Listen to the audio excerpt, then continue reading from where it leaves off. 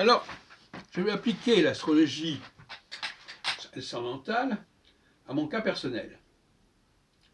Donc, je suis né le 1er décembre, donc il y a quelques jours, dimanche dernier, j'ai fêté mon anniversaire, 1947, à 11h29, selon l'état civil, ce qui me donne un ascendant à 18 degrés Capricorne. Et curieusement, Saturne passe exactement sur mon ascendant actuellement, en conjonction. Alors, c'est quand même un moment important pour moi, d'ailleurs ça se produit que tous les 29 ans.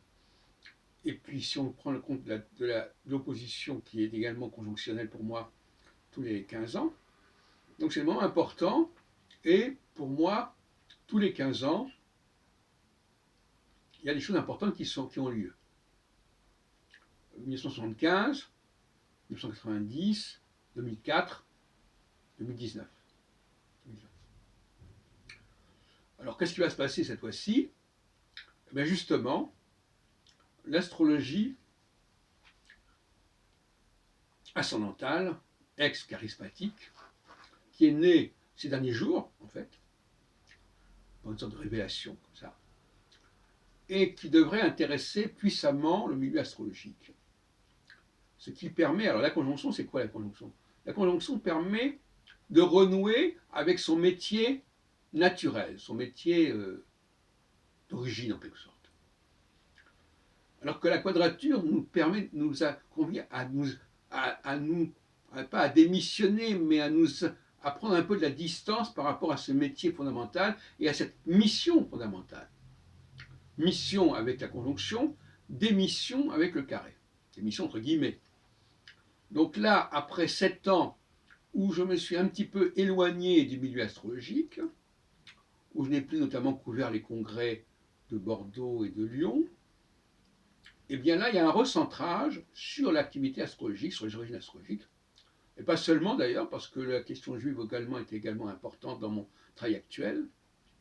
En tout cas, il y a quelque chose qui correspond à une attente et à une recherche très ancienne. La conjonction, ça nous renvoie à des déterminismes, à des motivations très anciennes.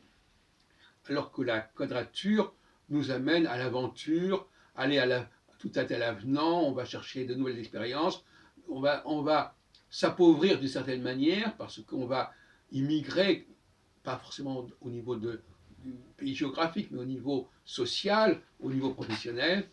Donc on va s'appauvrir parce qu'on va se trouver dans des domaines où on ne vous connaît pas et vous n'avez pas d'expérience solide. Dans le milieu astrologique, quand même, j'ai quand même un bagage très très ancien et récurrent et constant. Voilà, donc je vois ça comme ça.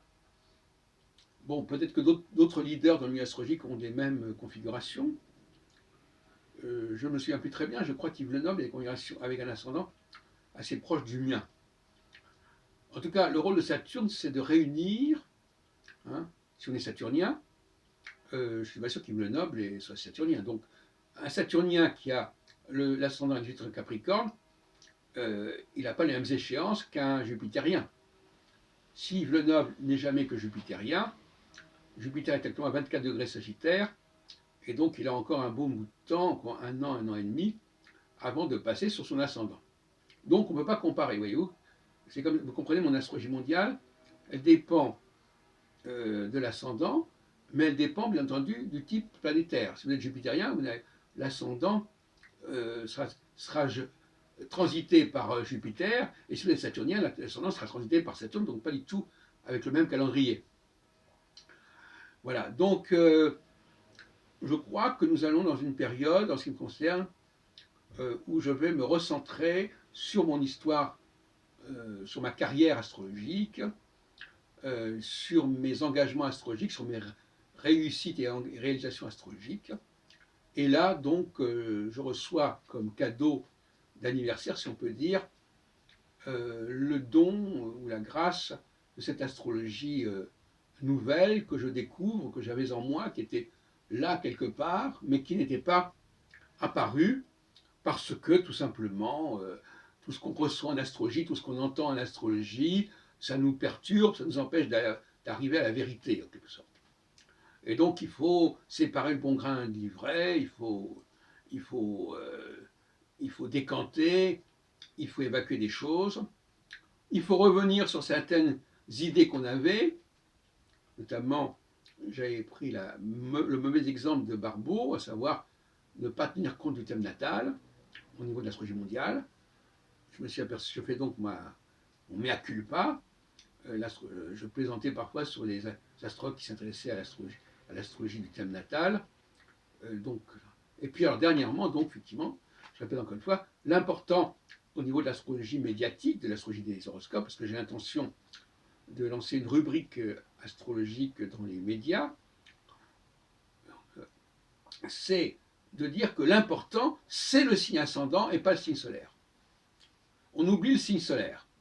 On est dans le signe ascendant, de préférence on connaît son décan, 1, 2, 3, et à partir de là, on peut faire des prévisions pour tout le monde, parce que si les gens ne sont pas saturniens jupitériens, ils sont nécessairement quelque part martiens.